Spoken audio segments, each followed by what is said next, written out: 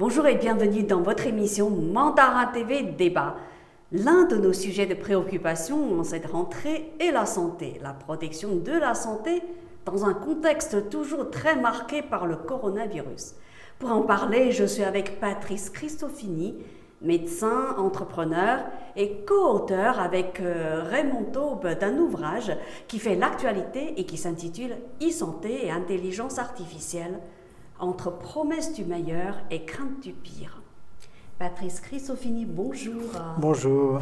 Alors, je le disais à l'instant, vous êtes le co-auteur d'un ouvrage qui s'intitule E-santé et intelligence artificielle, entre promesses du meilleur et crainte du pire, aux éditions Maya. En fait, c'est un mélange de romans de science-fiction et d'essais, en fait. Pourquoi ? On a voulu, dans le cadre de cet ouvrage coécrit avec Raymond Taube, notre idée était d'envisager ce que pourrait être, avec les progrès de la médecine et de l'innovation, la santé dans une centaine d'années. Et on a voulu donc, l'imaginer, mais aussi faire l'état des lieux de tout ce qui existe actuellement, puisque vous savez que l'innovation s'accélère à une vitesse incroyable, y compris dans le domaine de la santé. Et l'idée, c'était de se dire, finalement, on va illustrer deux scénarios, un où ça se passe bien, un où ça se passe pas bien pour l'humanité. On va regarder ce qui existe déjà et on va essayer de voir si vraiment nous sommes dans de la science-fiction ou si finalement nous ne sommes pas dans de l'anticipation. Et c'est quoi le bon scénario alors ? Alors le bon scénario, c'est évidemment le progrès. Le fait de pouvoir détecter très vite, d'avoir accès à un médecin très vite, de bénéficier de thérapies ciblées, immédiates, et puis d'avoir finalement un accès aux données immédiat et partagé, donc fluidité du circuit de soins, rapidité des décisions et prise en charge avec des nouvelles technologies de plus en plus efficaces sur les organes, de plus en plus ciblées. Tout ça, c'est déjà possible. Ça, c'est déjà possible dans de nombreuses disciplines. On parle de thérapie ciblée en cancérologie, en oncologie. Vous savez que la grande tendance, c'est d'aller un peu comme dans les cibles militaires, c'est d'aller taper le mal là où il se situe en faisant le moins de dégâts possible à côté. Donc, une frappe chirurgicale. Une frappe chirurgicale avec le moins d'effets secondaires, comme on dit dans notre jargon médical. Et puis, donc, la technologie, c'est toujours l'innovation, et vous le voyez, regardez le marché de la e-santé dans le monde, on parle d'un marché à 250 milliards. 250 et ça ne fait milliards. que monter. Regardez le nombre de start-up, le nombre d'entreprises qui se montent, le nombre de partenariats entre le privé, le public, les universités. Et puis vous avez une compétition extrêmement forte. Donc l'innovation est toujours présentée comme quelque chose de bien. Mais l'innovation va très vite. Donc il faut savoir que très souvent, et on l'a vu lors de la crise du Covid, on a des données de santé publique, les hommes politiques essayent de gérer la crise en courant un peu après les données. Voilà, de même qu'on a un vaccin, on court un peu après les mutations. Oui. Voilà, donc tout ça pour dire que la science va toujours plus vite que le monde politique. Et donc l'idée, pour répondre à votre question, c'est de se dire, on va envisager le meilleur, mais aussi on peut envisager le pire. Je vous dirai pourquoi après. Pour l'instant, restons dans on est sur le meilleur scénario parce que... Voilà, on est sur le meilleur. Mais c'est ça. Mais l'idée, c'est... attention, ça va très vite. Donc, et finalement, est-ce que ce qu'on a envisagé en 2100, on en est très loin. Est-ce qu'on en est évidemment si loin? Et dans la deuxième partie de l'ouvrage, on décrit l'état des lieux. Et vous voyez qu'il y a déjà des briques qui préfigurent ce scénario. De même qu'il y aura des briques qui préfigurent l'autre scénario. Voilà, c'était l'originalité du livre. Donc c'est vrai que c'est un mélange d'un roman et d'un essai et d'un état des lieux très détaillé des solutions qui existent sur le marché. Et puis la dernière partie, c'est une réflexion. C'est une véritable réflexion philosophique. Est-ce qu'on est prêt à accepter le progrès? On a envie de dire oui, avec tous les prix, toutes les conséquences et tout ce qui se passe autour des données et de la liberté de l'individu. Voilà, c'est un peu les choix sociétaux. Est-ce qu'on aura le droit de ne pas savoir ? Puisque les technologies seront tellement évoluées qu'on saura tout de votre corps. Voilà. Il n'y a plus de secret, en fait. Il n'y a plus de secret. Donc ça pose finalement quand même des questions de fond sur les choix sociétaux de la société en termes de respect de la personne humaine. On va y venir. Voilà. Alors pour l'instant, après avoir exploré les principaux aspects du meilleur scénario, parlons un peu du scénario du pire. Alors le scénario du pire, quand on a écrit ce livre, le Covid, quand on a commencé à rédiger ce livre, pour l'originalité, le Covid n'apparaissait pas encore. Ah. Et notre scénario, je vais vous l'expliquer très clairement, il part effectivement d'un virus. Alors dans le roman, on l'appelle fièvre du Ticantar, et c'est un virus finalement qui est une énième mutation d'un SARS-CoV-2, mais qui mute très très vite, quasiment toutes les semaines, tous les 15 jours. Et ce virus, au départ, il touche un continent, et puis il touche toute une population d'un continent. Il en arrive à faire 1 milliard de morts sur la planète. Et cet enchevêtrement, ce virus-là, provoque des tensions entre les pays. Oui. Il y a des fermetures des frontières, des guerres économiques. Il y a toujours un pays qui peut avoir envie de profiter de la faiblesse de l'autre pour l'attaquer. Et si vous voulez, un enchevêtrement de circonstances, c'est de la science-fiction, mais part d'un virus qui mute très vite et qui devient une espèce de cancer qui se répand très vite. Ça, c'était un peu le scénario catastrophe. Et finalement, science-fiction, certes, mais dans le contexte actuel, où on voit un Covid qui mute tout le temps, qui quitte d'un pays, qui revient, des thérapies vaccinales qui passent leur temps à courir après des mutants et qui vous poussent à avoir de nombreuses injections finalement, des traitements dont on ne sait pas s'ils préviennent, s'ils traitent pas. Cet ouvrage finalement, il a l'intérêt de dire est-ce que c'est vraiment de la science-fiction ou est-ce que c'est une sorte d'anticipation ? Personne ne sait. Mais il va falloir vivre avec le risque sanitaire.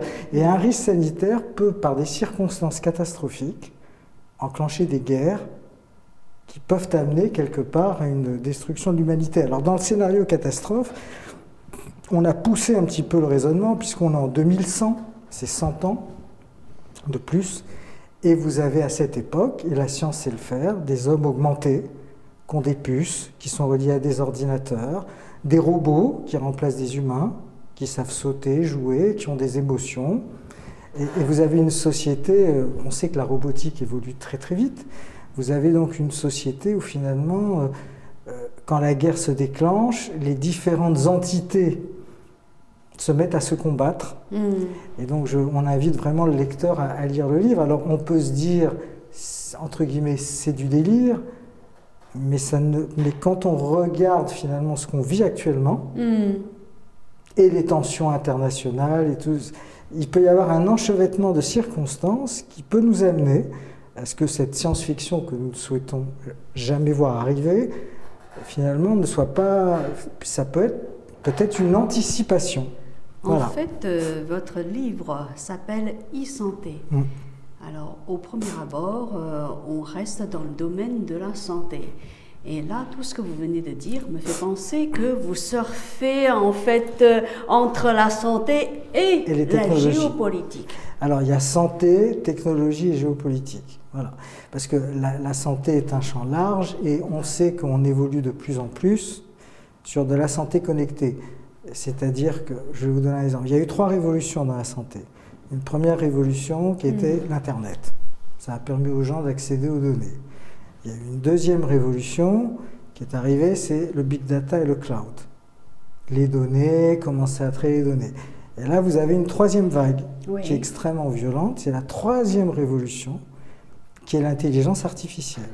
Cette intelligence artificielle, elle en arrive à exploiter les données et à finalement toucher tous les segments, y compris la santé.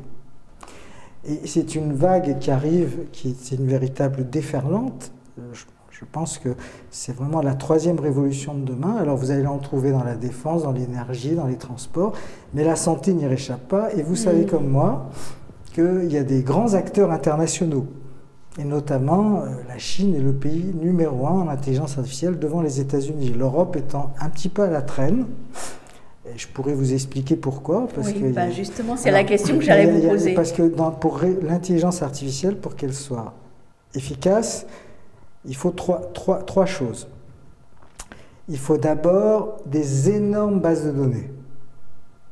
Or, l'Europe est morcelée, la santé est morcelée, chaque État a son bout de données.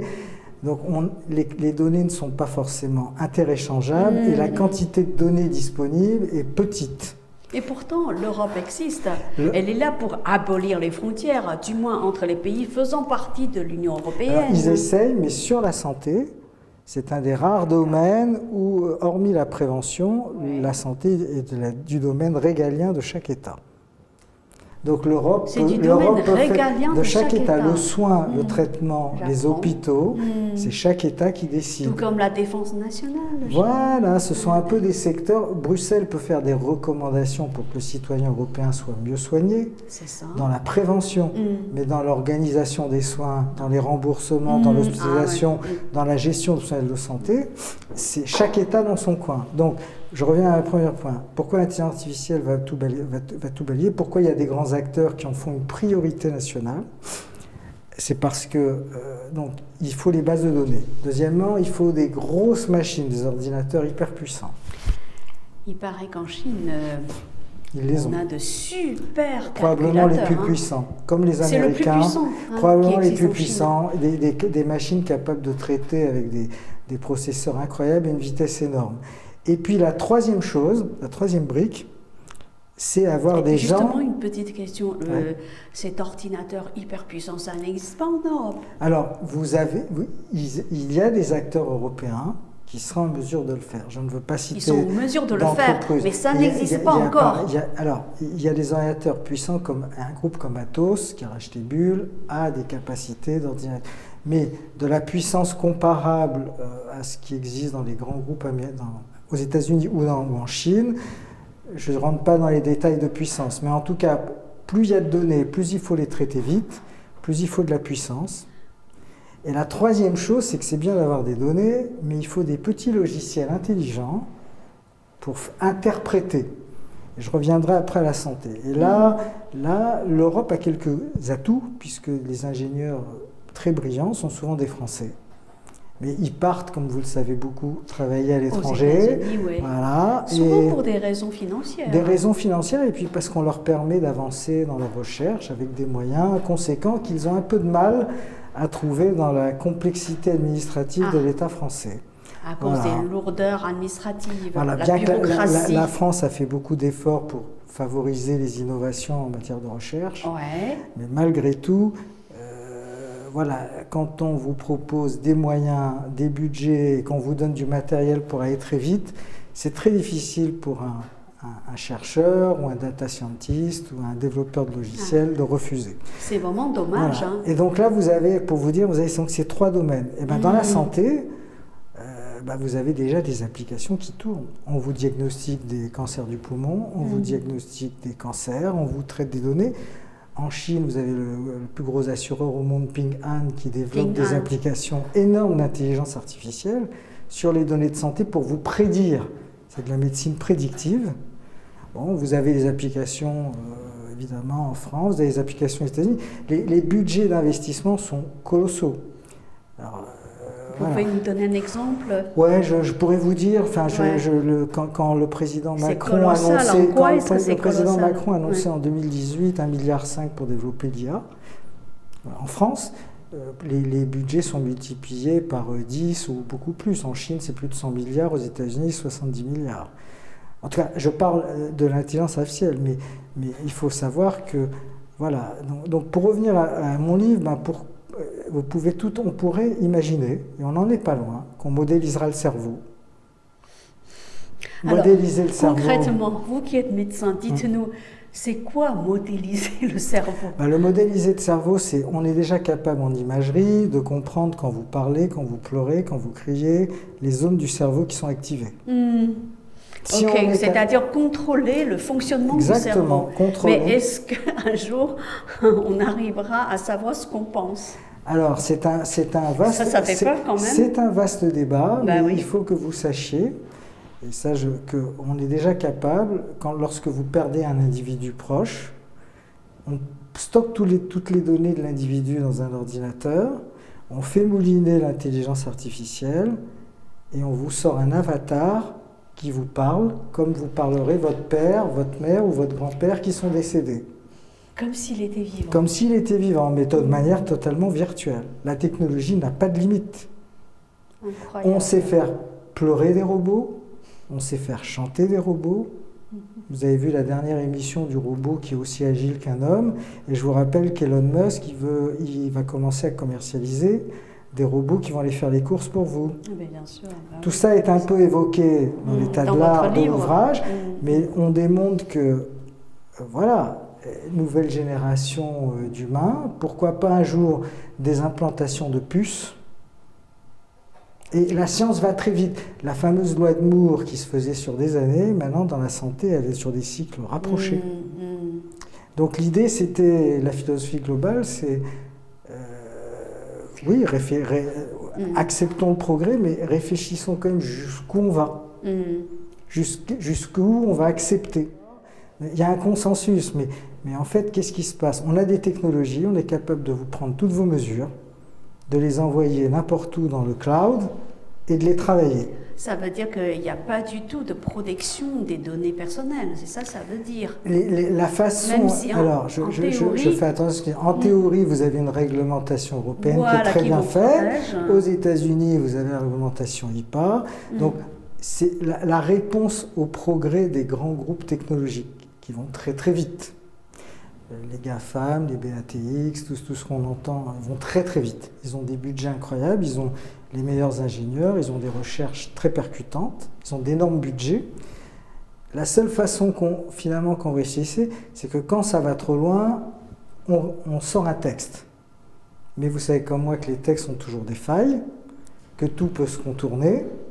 Donc en fait, je ne peux pas vous dire quelle est la meilleure solution, mais actuellement, le monde politique qui est un peu dépassé par la vitesse de la progression de la science ne réagit que par des règlements. Mais nous avons tout le monde sait que nos grands groupes internationaux qui ont parfois des budgets supérieurs à la taille des États ont des armées de juristes et que tout peut se contourner, tout peut se travailler. Voilà, donc je reviens au fait que innover, c'est bien, mais il faut quand même que, puisque la santé nous concerne, nous, tous, il faut qu'on ait le droit au débat et qu'on ait le droit d'affirmer nos choix sociétaux. Notre représentation politique n'est pas forcément toujours au courant de ces progrès qui explosent dans des laboratoires où les moyens sont énormes et où les chercheurs cherchent ce qu'ils veulent chercher.